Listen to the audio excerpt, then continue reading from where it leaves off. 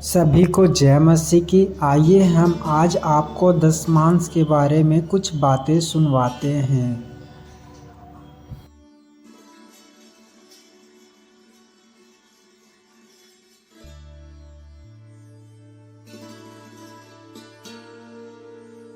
ना अब आता है एक ऐसा वचन जैसे जिब्रिश वालों के लिए 1 कुरिन्थियों 14:2 है, माता यरूशलेम वालों के लिए गलतियों 4:26 है, यहोवा विटनेस वालों के लिए उत्पत्ति का किताब है, वैसे ही दशमांश वालों के लिए ये वचन है जिसको कहते हैं मलाकी 3:10। बस इसी को लेके चल रहे, आज इसका भी पोस्टमार्टम करेंगे, ये कॉन्सेप्ट का भी पोस्टमार्टम करेंगे। Are you ready for this?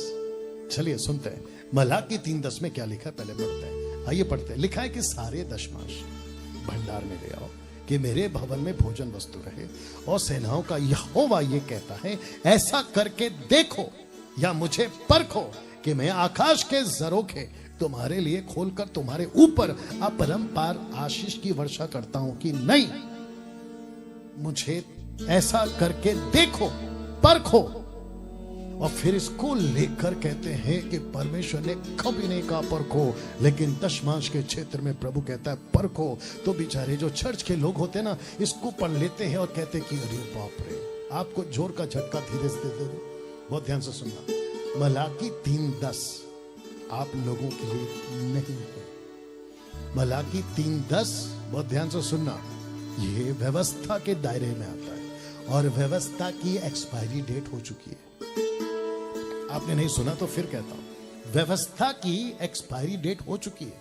और जो दवाई की एक्सपायरी डेट हो चुकी होती है ना, उसको मत खाया करो, नहीं तो और बीमार पड़ोगे। आप लोग चेक करते हो ना कि एक्सपायरी डेट कहां तक है।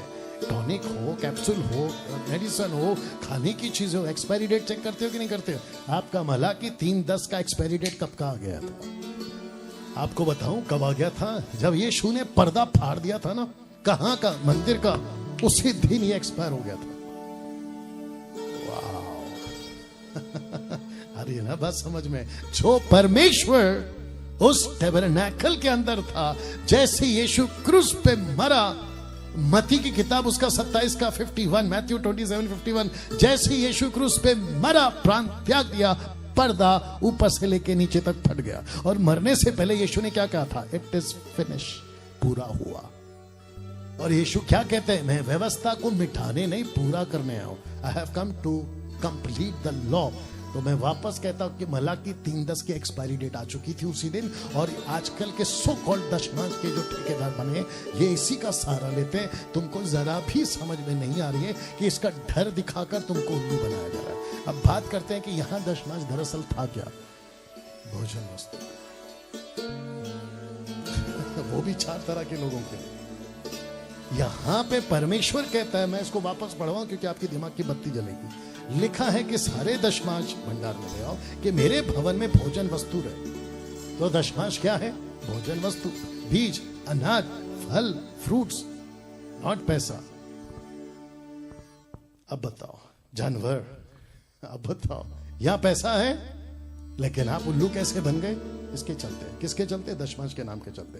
पासल आपने कहा ये भोजन वस्तु है 4 तरह के लोगों के लिए। ये 4 तरह के लोग कौन थे? आइए पढ़वाते जहां से ये आया है। व्यवस्था विवरण 14 का 28 से 29 तक में 3 लिखा है, 3 वर्ष के बीतने पर तीसरे वर्ष के उपज का सारा दशमांश भोजन वस्तु निकालकर अपने फाटकों के भीतर इकट्ठा रखना।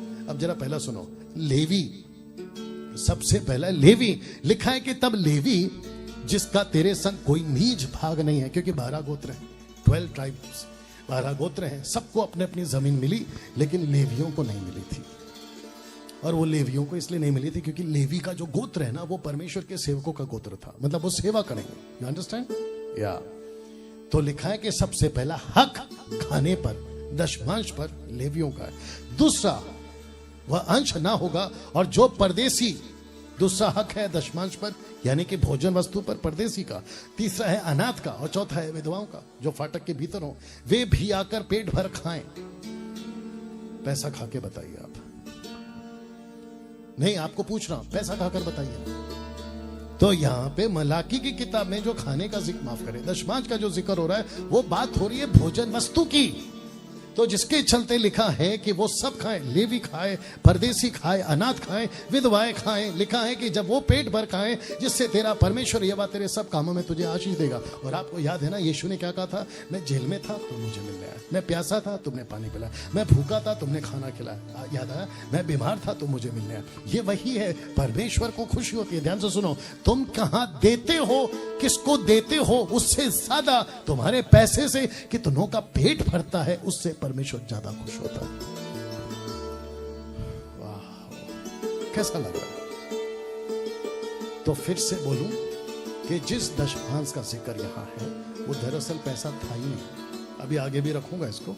वो कभी पैसा था ही नहीं। वो बात हो रही थी भोजन वस्तु की। यही तो लिखा है, भोजन वस्तु, ताकि लोग खाएं और वो भी पेट भर खाएं। अब आपसे पूछें, जो दशमांश के नाम पे लूट मचा रहे, आप कितने लंगर लगाए बताइए? पंजाब के लोगों, तुम पैसे इतने लूटते हो दशमांश के नाम पे, लंगर कितना लगा लिया? मतलब तुमने खाना कितना खिला लिया? चर्च का कॉन्सेप्ट था ही नहीं साहब कभी यीशु के दिमाग में, और ना ही पवित्र आत्मा के दिमाग में। परमेश्वर पिता, परमेश्वर पुत्र, परमेश्वर पवित्र आत्मा, अपोस्तल, फर्स्ट सेंचुरी की कलीसिया का एक ही फोकस था, reach out, reach out, reach out with the glorious gospel. ये था मकसद। लेकिन आगे जाके क्या बन गए? सबके अपने अपने बिल्डिंग खड़े हो गए, सबके अपने अपने इमारत खड़े हो गए, और उसको नाम दे दिया CHURC, चर्च, एक्लीसिया। बोला ये है यीशु की कलीसिया। और अंधभक्त अंधभक्त लोग बोला हाँ यार। और आपको पता है ना, जो भी कोई पवित्र चीज होती है, भारतीय लोग हो या फिर दुनिया का कोई भी हो, यहां से आ जाती है श्रद्धा। कहते कि अरे हाँ यार, ये पवित्र जगह है, ये कोई पत्थर है, ये कोई मंदिर है, ये कोई चर्च है, ये कोई गुरुद्वारा है, माथा टेको, माथा टेको। लेकिन पहले ये तो पता लगाओ कि अंदर है कौन। और उसी का फायदा उठाते हैं अंधभक्त लोग, उसी का फायदा उठाते ये नरक से आए हुए लूसीफर के एजेंट जो सेवक बन के घूम रहे हैं। कहते हैं कि पब्लिक तो उल्लू बनती है, उल्लू बनाओ, और दशमांश के नाम पे खूब उल्लू बनाया जा रहा है साहब।